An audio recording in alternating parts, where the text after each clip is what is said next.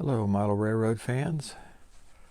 I haven't done a video for a little bit because I've been working on this Magic Pan Bakery,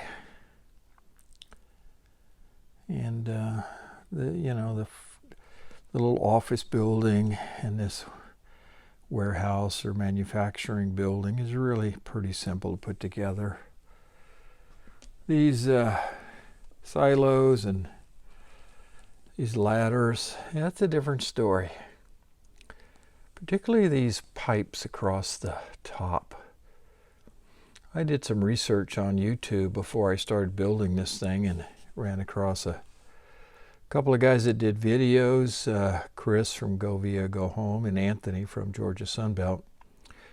Really want to thank Anthony for his pointers on this. The first one was about putting the sides on the ladders before you actually put the stairs on, sides of the ladder. I'm sorry, the sides of the stairs, I'll get it right.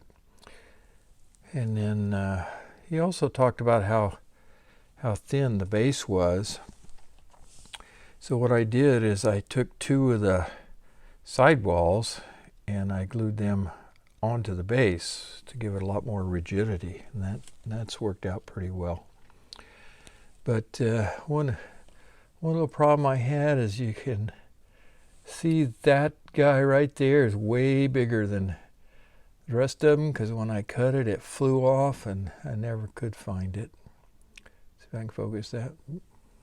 But other than that, I think I got it together without any other errors. So the idea here is trains will come in from back in from this direction. I have to add another siding here, and to do that I have to lay across the peninsula. So I still have to do that here shortly. And then they can load the full ones here, drop the full ones here, drop some other full ones here. And then when these are unloaded, you can pull them out, pull these in, and swap them. So I figure if those tanks are empty, probably take 2, 4, 6 or 7 of these cars to fill them up. So that'll be a nice little operating session to bring your train in and switch those tankers. Then over here on the other track, going to bring box cars in to the main building. So two 50-foot box cars fit in there real nice, and you could put spares, and when those are empty, you can pull them out, bring them down on the siding, connect here, go back, and then drop the full ones over here. If you want to do both or one at a time, you can do that. So I think that's going to make a nice little operating session. I'd like to get a 2-story extension on this behind there. I just think this is kind of undersized for the box cars and things like that. The other thing I have to do is build some piping from here over to this building. I have some piping kits to be able to do that. And I've ordered some roof details. I want to put some roofing details on here, maybe something over there, and a small air conditioner on there. And here's where the parking will be for the office. I bought a big bakery semi, and it'll go in here. I could put a parking lot road going back out this way.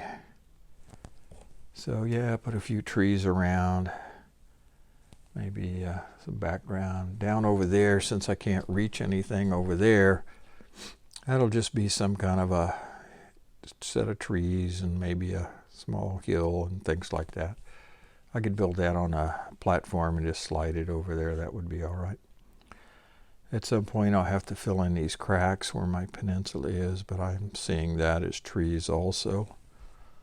So yeah, I think that'll be good. So we got two ways to back back things into this scene. The other thing I did was build this farmer's co-op. It's really quite a bright red. If I ever get into weathering stuff, that's going to have to be weathered out a little bit. But it's kind of a different era, so it may not stay here, but I need to put a shelter over this. I don't like that little hangy down gizmo. That doesn't impress me, so I'm going to have to build a place to dump grain. And then over there you can have a box car dropping stuff there as well, and then have a road coming in here for the smaller grain trucks to come in, parking over here, maybe some trees around there too. So yeah, that's been keeping me busy for a little bit. So thanks for watching.